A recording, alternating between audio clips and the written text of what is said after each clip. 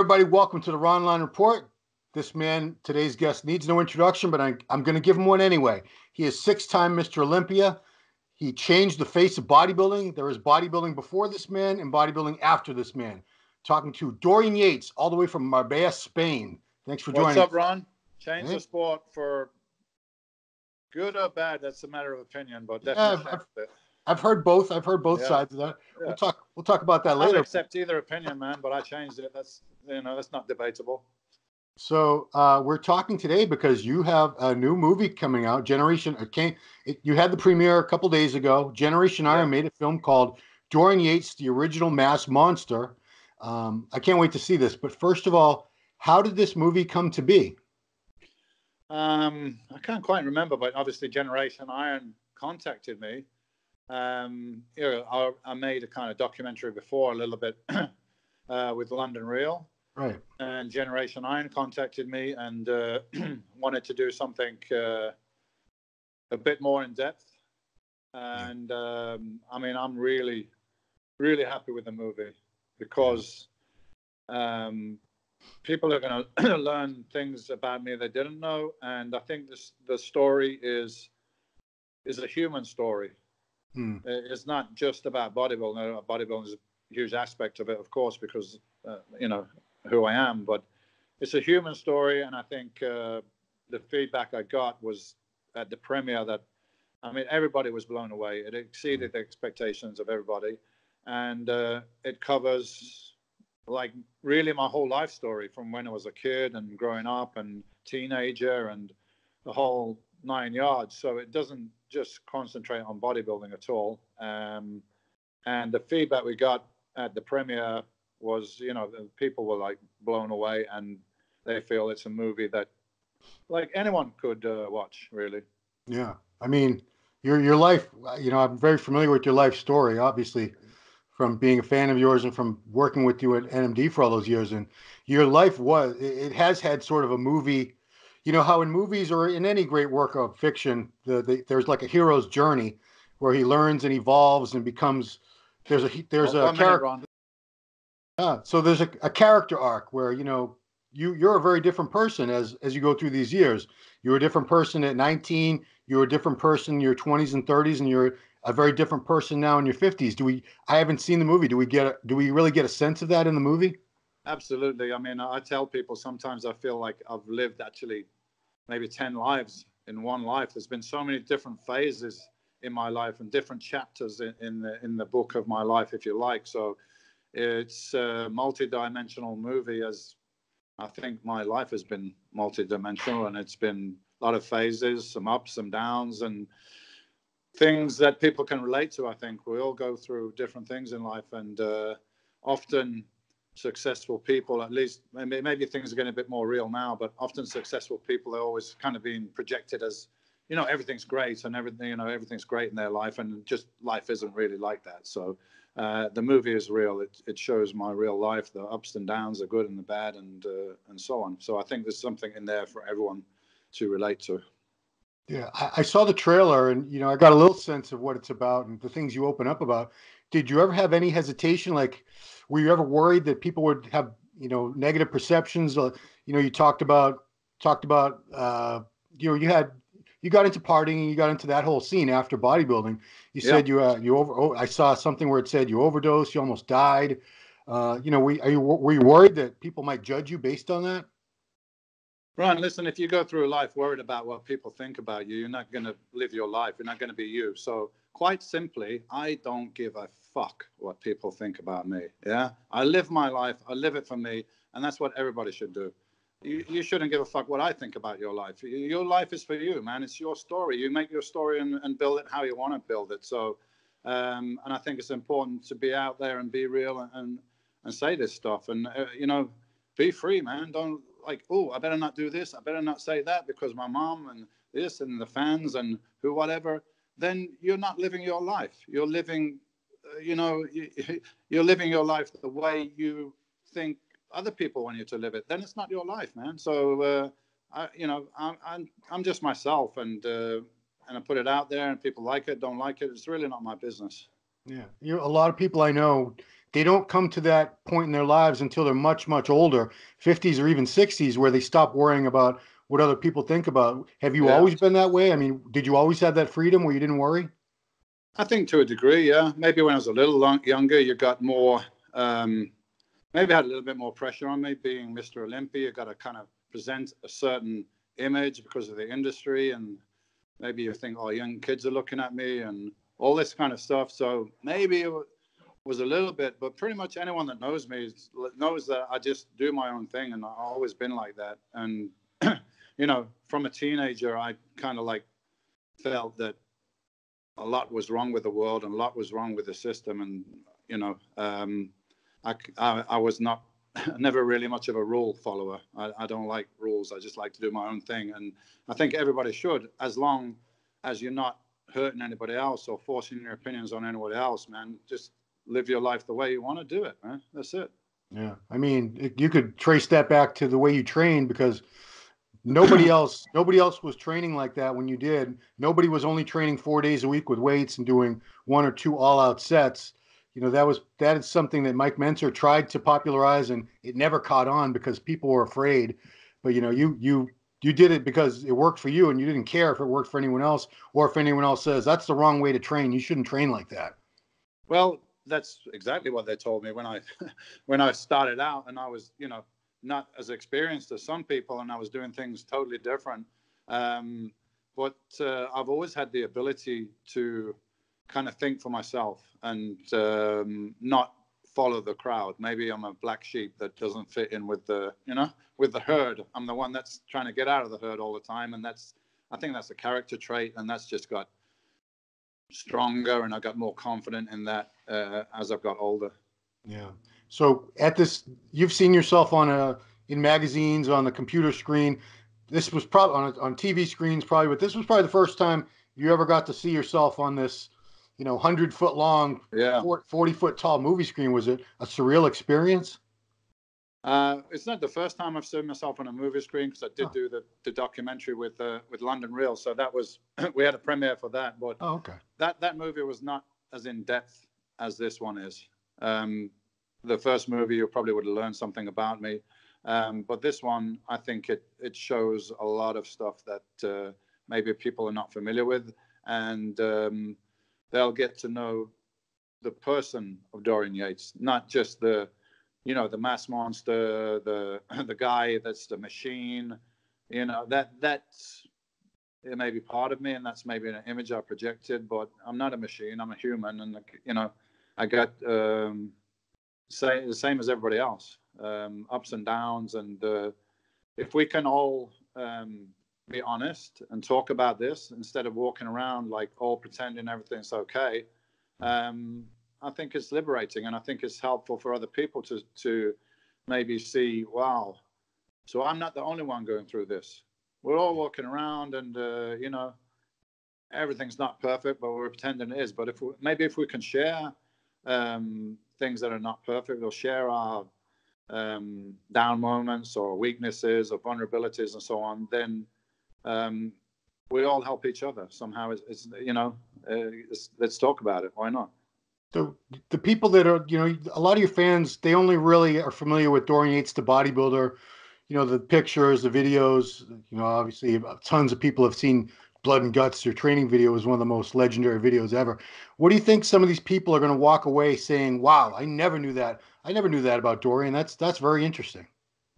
I think it's more in-depth stuff about my childhood and my upbringing, especially the teenage years that people maybe didn't understand. That's covered quite a bit. And the bodybuilding career, most people are familiar with that. So that's in there, but there's a lot of stuff from earlier on in my life. I mean, we go through the whole thing. We go back to where I grew up as a child on the little small holding or farm, whatever you want to call it.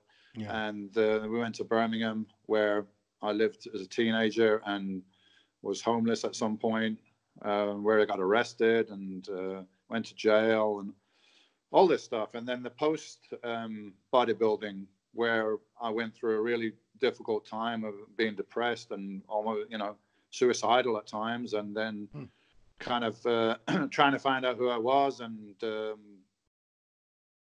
probably trying to make up for not lost time, but I was so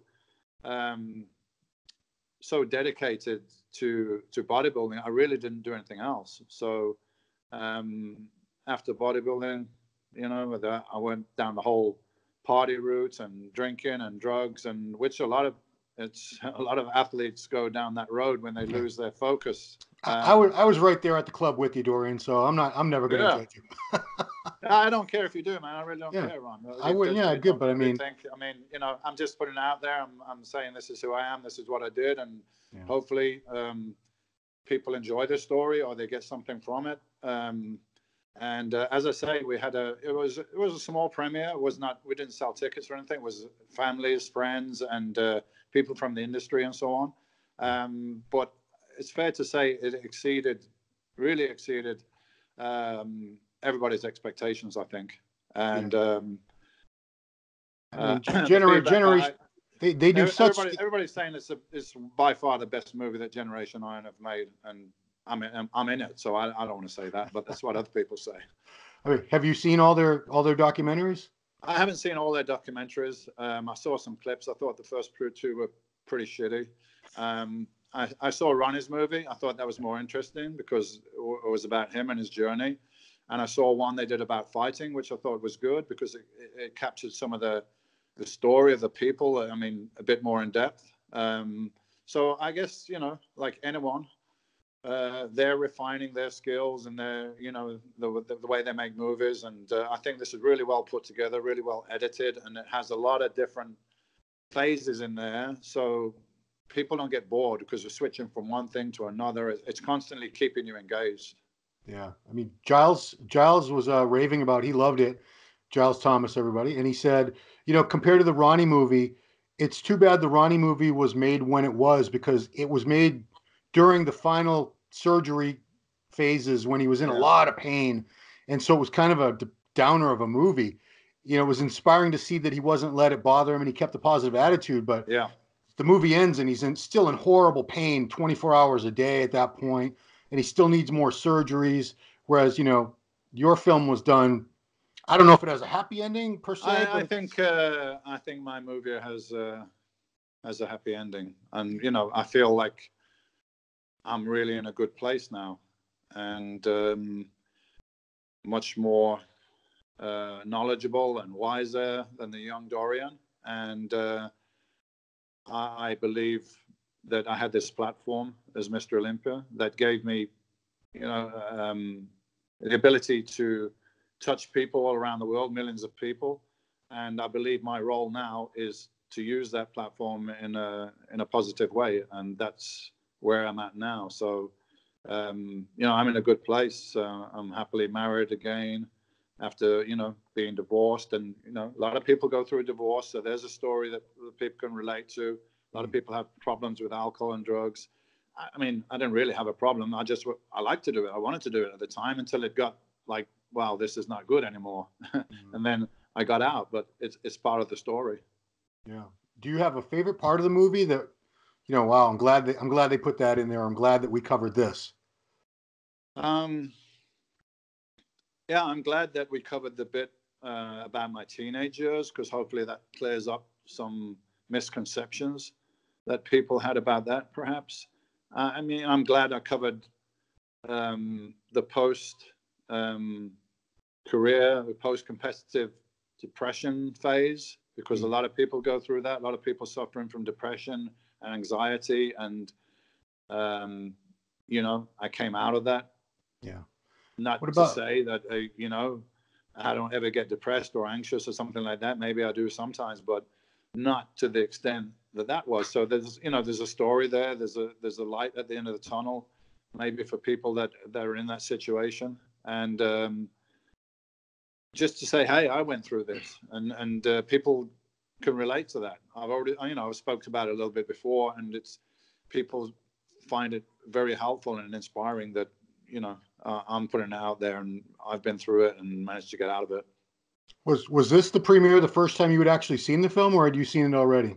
I saw it already, like a rough cut, which was probably about 90% of what the finished movie is, but they refined it more and put some more a little bit entertaining stuff in there and so on. So the final product was even a little bit better than I expected, to be honest. Cool. Were there any parts of the movie that were hard for you to watch? It wasn't hard for me to watch, but it was definitely emotional. Mm. I'm watching literally my whole life kind of going through before my eyes. So it was very emotional. I was feeling like some tears were coming up there while I was watching it. And actually, a few people said that. I wasn't the only one. There were other people that were tearing up because there's obviously something in there that touched people and they can relate to it from their own lives or their family or whatever, How about, was there anything that was filmed, any footage that didn't make the final cut that you kind of wish had been included? I mean, there's always going to be something, right? I mean, we're talking about 70, 60, 70 hours of filming. Yeah. That is then edited down to an hour and 20 minutes, whatever it is. Yeah. So you can't put everything in there, and you've got to tell a story that all kind of, links together. But I think they did a great job with that. There's nothing really important that was not in the movie, I believe. So they did a great job with all that footage. And, some people maybe were on there that did interviews and stuff that didn't make the cut, but you can't put everything in there. So I think they did a great job with weaving the story and with the editing there. Yeah, because I saw Peter was interviewed, which you better have Yeah. Peter McGough interview in a movie about Dorian. Well, And Peter McGough's in there. Peter McGough and my ex-wife Debbie, who were the only people that went to absolutely every contest that I ever competed in. There were only two people that did that. And Debbie's in there quite a bit, which is great. I mean, we got divorced and we're ex-partners now, but we have the two children together, and we went through this whole journey together in bodybuilding from being kids and me and neither of us having shit. We're broke, and I built this whole thing with my efforts, and we worked as a team. So I think it was nice that she was featured in there and she had her input. the title would imply the original Mass Monster.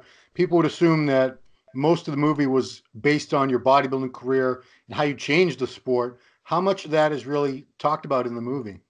I mean, it is covered, but it's not by any means the majority of the movie. Yeah. And Mass Monster is like other people's term. It's never one that I really used or actually considered myself to be, because a mass monster for me is just a big monster. They're just big mass, yeah. Where Dorian Yates was big, but he had the conditioning of a lightweight bodybuilder. Right. But I'm not objecting to the title. It's fine. I don't care. But I didn't really consider myself to be a mass monster, because you got big guys out there, but they don't have the balance. They don't have the condition and so on. So, it's not all about bodybuilding by any means. I think anyone could watch this movie and enjoy it. Right. Yeah, which is rare. I'm like, I heard that a lot about the Ronnie. I had people who could care less about bodybuilding asking me, "Have you seen that movie about this Ronnie Coleman guy?" I go, "Of course I have. It's Ronnie Coleman," and they liked it. Yeah, I mean, and I think that's because the movie got onto Netflix. right. Actually, I watched the Ronnie movie on Netflix because I was aware that there was a Ronnie movie, but I didn't take the time to go out of my way and download it or get a DVD or anything like that. But I'm there one night, I'm on the Netflix flicking through, and I saw the cover. Oh wow, Ronnie's movie is there, like in the top 20 or something. Right. And the cover stands out. Obviously, if you've got a huge muscular guy on the cover, if I'm watching movies on Netflix, I flick through and it's the cover that gets me. Oh, that cover looks interesting. Let me see what this movie is about.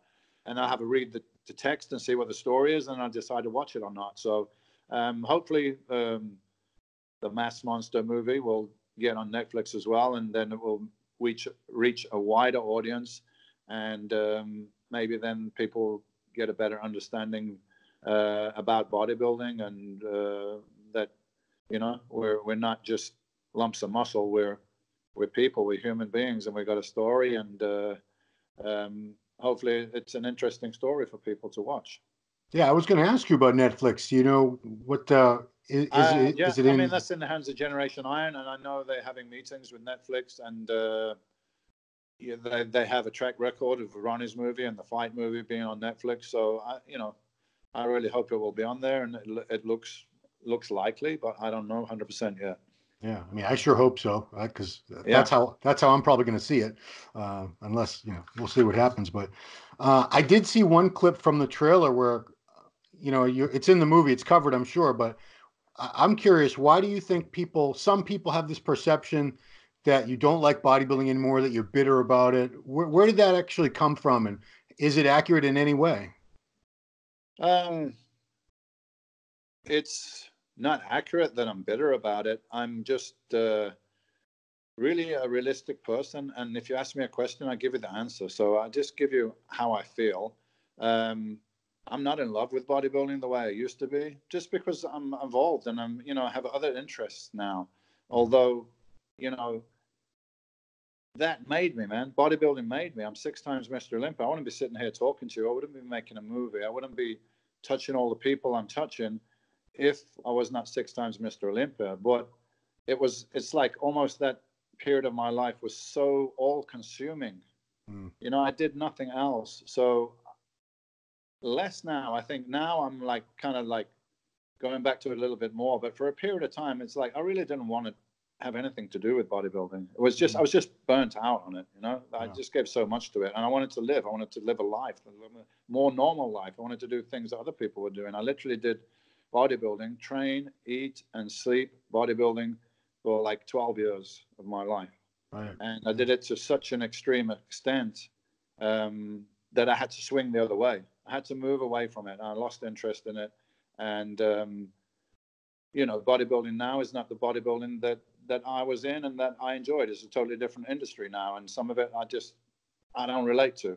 I don't relate to the whole social media thing too much, and the fact now that it's really a little bit more, well, a little bit more, maybe a lot more superficial, and it's less now about you know let's see Right. how hard we can work. Let's see how hard we can lift. There's just a totally different culture in the gym. The gym when I was around in the 80s and 90s was a tough male environment. Now it's like if you shout in the gym or you make too much noise or if you sweat on the bench, people are getting upset. Mm. So it's a totally different world, and it's not the bodybuilding that I was involved in. But Well, I'm not bitter about it. I'm just like that's my era, and that's what I enjoyed doing. And now I'm into other things as well. yeah. But I still involved in bodybuilding. I got my supplement company. I still really enjoy helping and training other people and passing on that knowledge, especially in the gym. I like to go in the gym and train people, as because of my injuries. It's not really like I got a badly shoulder injury. I got a Mm. bicep injury, a tricep injury on the left side, which makes it difficult for me to train with any kind of heavy weights. Yeah. So I do other stuff that's more beneficial for me now. I'm only interested in training now for health and practical reasons. I need good cardio. I need good flexibility. I need good mobility. And maybe there's some of the stuff, the damage that I did from bodybuilding, if you like, I'm like Mm. kind of repairing that now. Are So you- my diet's totally different. My training's totally different. I'm interested in health. I'm interested in spirituality, and that's my main focus now. But I do spend time in the gym training other people, and I really enjoy that. I got my certification course I just did out in Gold's Gym around the Mr. Olympia. I was there for a couple of weeks training people and certifying them in my high intensity training methods, which I'm still like adamant that this is easily the best way to train. Just most mm. people don't want to do it. Right. I They don't mean, want to know, man. They don't want to know about that pain every day. They want to uh, they want to try and take an easier approach, and that's not just bodybuilding. That's society in general. Everybody yeah. wants something easier now, instant, easy. Well, it don't happen. Yeah. I mean, I was fortunate enough to have you put me through a leg workout, geez, 9 years ago now. And I can honestly say I love training, but I could never push myself through one of those workouts on my own that you put me Yeah. through. It's just not possible. Couldn't do Well, it. that's what I was doing 4 days a week for Yeah. 10 years, 12 Wow. years. Yeah. So what I'm saying is I put my heart and soul into that. So at some point, I was burnt out. I was drained. I just wanted to like walk away from it a little bit. I mean, I didn't even go to the Mr. Olympia for a few years. I just wanted to do other things. I wanted to see there's other things in life, Dorian, apart from bodybuilding. So I had to have that period where I kind of moved away from it, and maybe I moved a little bit back to it now. Now I've got a little bit more balance. I had to swing the other way, and now we're kind of like the pendulum's in the middle where it's more balanced. Yeah, I mean, Peter tells stories. There was one he told about, I don't know if it was New Year's Eve. He would try to get you to drink like one glass of wine, and you wouldn't do Yeah. it. Yeah. Well, I got to train the next day, man. There's Man. no days off. I had this saying that, like, I'm trying to build this mansion, right? And Yeah. every workout is a brick. And I can't afford to miss one brick because I got guys like Kevin LeBron and Flex Wheeler who maybe they're naturally a bit more gifted. So those guys can miss a workout, or those guys can have a drink and have a day off, but I'm not going to. That's how I'm going to keep ahead of them. So it was just total 100% dedication to the task in hand. Yeah. And I mean, when I talk about the 90s being this golden era too, and people don't understand that it was a unique time in that it was just like a perfect storm of genetic pool. And, like you've said, a lot of the gene pool has been diluted. A lot of these guys now, they go into all these other divisions, classic physique, men's physique. Some of them go into MMA, whatever. Back then, all the guys with the best genetics went into bodybuilding because that's all there was. And it was a time when we had guys like Kevin, Flex, Sean. There was easily 6 or 8 guys who were good enough to be Mr. Olympia. Yeah, you got Paul Dillette, you got Chris Cormier. I mean, you can carry on that top 10 lineup was hot, man. There was a lot of good guys in there, and I think bodybuilding probably exploded in the 80s. When I started, that you had Arnold had his movies out, you had Rambo movies out, muscles were fashionable. It was all kind of something new. Everyone wanted to go to the gym and be a bodybuilder. Yeah. Now people go to the gym and 99% do not want to be a bodybuilder. They just want to work out. They want to keep fit and everything like that, which is fine. It's just a different time and a different era. So you had the 80s where it exploded, and probably the 90s where it reached the peak, and then it's kind of the standard. When we had Jay Cutler and Ronnie Coleman, it was still like, wow, it was great, and then it probably tapered down a little bit from then. And as you say, there's so many more options for people to do now that maybe they want to go in the classic physique, men's physique, CrossFit, MMA. There's so many things going on that were not going on then. Like if you want to go to the gym and build some kind of physique and lift weights, bodybuilding, that's what it was, man. Everyone wanted to compete. And I remember when I had a gym in the 80s, like half of the gym was competing. Wow. And, we take buses full of people to the contest and stuff like that. Now it's like you go to a gym, maybe there's 1 or 2 guys in there that want to do a competition. That's it. The rest just want to train for themselves. They want to look good or something else. And again, don't get me wrong, man. I'm not criticizing anything. I'm just observing. That's how it is now. Times change and fashions change and trends change, and that's where we are. Yeah. I mean, I can put it this way. When I started competing in 1989, in that era, you could go to a regional amateur contest, and the teenage class would have anywhere from 15 to 30 young men in it. Now you don't have a teenage class. We used to have the junior class, it was called in England, under 21s. And, there was some great guys in the under 21s. Now I don't even think that contest exists. Yeah. But now the masters classes for guys over 40 and 50 have bigger numbers. And it's the same guys, I think, that were teenagers back then. Yeah, exactly. They carried on doing it. Cool. There's not the new blood is not coming in so much. Let's talk about your company, because DY Nutrition, I've been aware of it for a long time, but I've been waiting for it to come to the United States. What's the status on that? Well, DY Nutrition, I've been going for a few years, but it was kind of a small company, just me and a couple of guys running it. But recently, about 2 years ago, I brought in some new business partners and new investors and a whole team. I mean, we've got a big whole team now, and we really expanded over all of the Middle East and Europe. And actually, the biggest demand we're having all the time is like, can you send products to the States? Where can we get the products in the States? Yeah. We cannot ship for various reasons from Europe to the States because of import reasons and, it's practicalities. Right. So it's like that's the next step in our in our plan is to move into the US. So I don't have the exact timing, but we will be in the US in 2020 with the BY Nutrition Shadow line. And I'm also working on some other products, which is perhaps more in line with what I'm doing now and who Dorian Yates is now. You almost got like two Dorians. You got one that was the hardcore bodybuilder, and one now, if you like, that's kind of like the health nut. You know, that's where I am now. I do yoga, I do cardio, I do different things, and I'm really, the way I studied bodybuilding is the way I'm studying now: supplementation, nutrition, and training for real health reasons. That's where I'm at now. So we will have some products also to reflect that. We're also now making CBD products from cannabis, which is another passion of mine, which people might know. I love that plant, and I think it's very positive all around, different reasons. So we're working on that. So there's a lot going on, man. There's a lot going on, and it's not something that I could do on my own or with a couple of the small team that I had before. So we got investors, we got a whole team. I think we've got like 60 employees now in the company. So it's a big company, and really looking forward to coming to the States. We've got great products, great developers for the products, and I'm very much involved with that. Everything that has my image or has my name on, I'm really in with that. I'm not just, hey, I'm Dorian, and stick my face on it and let me make some money. People that know me know that money is not a huge motivator for me. Of course, we all need it, and we want to have a nice lifestyle and so on, but integrity is more important for me.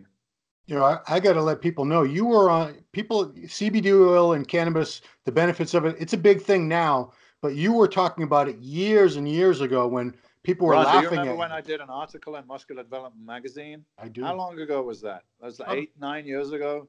Close. And I was telling people then, this plant is so misunderstood. Right. It's amazingly good for your health. It's the most powerful health plant on this planet.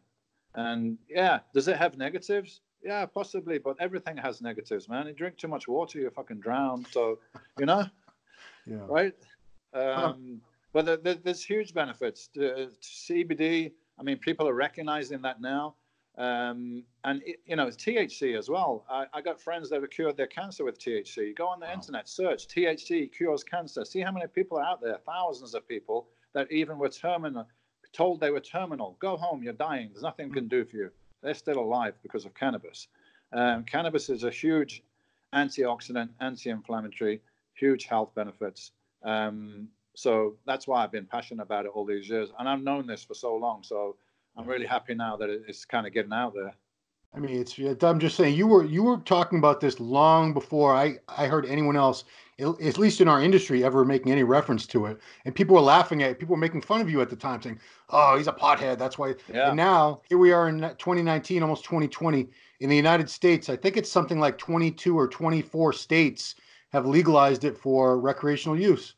And within 10 years, I predict all the, I don't know about China or somewhere like that, but within 10 years, I think all Western countries will be just totally legal. It will be understood better. It'll be, you'll be able to go buy it. You can buy some toxic shit already, right? You can buy cigarettes, you can buy alcohol, you can buy aspirin. Take too many aspirin, you're dead, man. You can buy it over the counter. So why cannabis, that in the history of mankind has never killed anybody? It's impossible. There's a couple of ways that a drug could kill you. One is toxicity. Cannabis has zero toxicity. The other one is respiratory depression, which, painkillers and stuff like that suppress your breathing. So, that could be fatal. Cannabis has none of those things. So the only way that cannabis could kill you is if a big fucking bale of it drops out of an airplane on your head, or somebody stuffs a lot of it down your throat and you choke. Maybe then. It's so harmless, and there's so many things out there that are harmful. It's ridiculous. Insane that it's illegal. Well, it's funny. It's legal in my state, Massachusetts, where I live, but every town and city can vote whether they're going to permit a dispensary to do business in their town or city. And my town voted against it. Most towns did. It's only you have to go to some remote places now. But the arguments I was reading against it were well, all the kids are going to be all the kids are going to be smoking pot. I had to put. Well, why are they not all drinking vodka then? Well, what I said is they're No. already smoking pot. They're not going to go to a dispensary and buy it. Yeah. Yeah. Well, listen, if things are legalized, then it's much more controlled. You know, you would have to it would have to be analyzed. It would have to be on the packet. How much THC is in there? How much CBD? And we need more research as far as like which kind of cannabis, which extract, which cannabinoid, which terpene is good for this ailment, for this disease. And this is where we need to be going, man. The money needs to go into this instead of money going into law enforcement and locking people up in the jail and wasting all the money like that and destroying people's lives. It needs to go into helping people because this is so beneficial for people's health. And I'll address another thing as well, which is amazing to me even because, you know, I had my doubts years ago. Well, you know, inhaling these burning fumes with the tar in there and so on. I mean, that can't be good for your lungs, can it? But miraculously, and you can refer to a 20-year study that was done at UCLA with Dr. Donald Tashkin. Over 20 years, they followed people that were smoking cigarettes, non-smokers, and weed smokers because the government wanted to prove that weed damaged your lungs just like cigarettes. So they put a lot of money into it. But over the 20 years, with thousands of people smoking daily, what did they find? Zero lung damage, zero loss of lung function, zero cancers. In fact, wait for it. Compared to the non-smokers, a slight increase in lung capacity. So go check it out, man. Don't listen to me. No, I think you actually referenced that in one of your columns back in MD. And if you want to listen to the guy that's one of the world's leading experts on free radicals and how they damage cells, Dr. Robert Malamud, he's a huge advocate of cannabis. That's his specialty, free radicals and how they damage cells and how cannabis is the most protective agent that you can use. And people that smoke cannabis live longer and healthier lives than people that don't. So put that in your pipe and smoke it. Put that in your bong and smoke it. Yeah. I'm curious. You had one of the most epic gyms of all time. Are you still involved in the gym business or industry in any way these days? No, I'm not. The old Temple Gym, which was my heart and soul for various reasons, that had closed down. Just like, you know, nothing lasts forever, right? And the era was over for various reasons. Now, I just train people in a gym in Marbella that a friend of mine owns, and it's a great gym. I help choose all the equipment. We've got Nautilus in there and Flex equipment, the old 90s hardcore gym equipment, M13 in Marbella. So that's where I train my clients out of. And I'm happy with that, man. I'm not interested in opening a gym and being there all day. And, you know, I've done that stuff before and kind of enjoy my freedom these days, you know? Right on. So final question is, where can people see Dorian Yates, the original Mass Monster right now? How can they see it? Right now, it's on DVD at Generation Iron. It's on iTunes and another outlet where you can download it that I can't remember the name of. But if you go to Generation Iron, it's all there. And hopefully very soon on Netflix. But don't wait. You can download it for like, I think it's like $12, $13 or something. And it's coming out on Friday. So, yeah, take a look and let me know what you think, guys. Absolutely. I think you're going to love it. Well, congratulations, Dorian. It's getting very positive reviews already.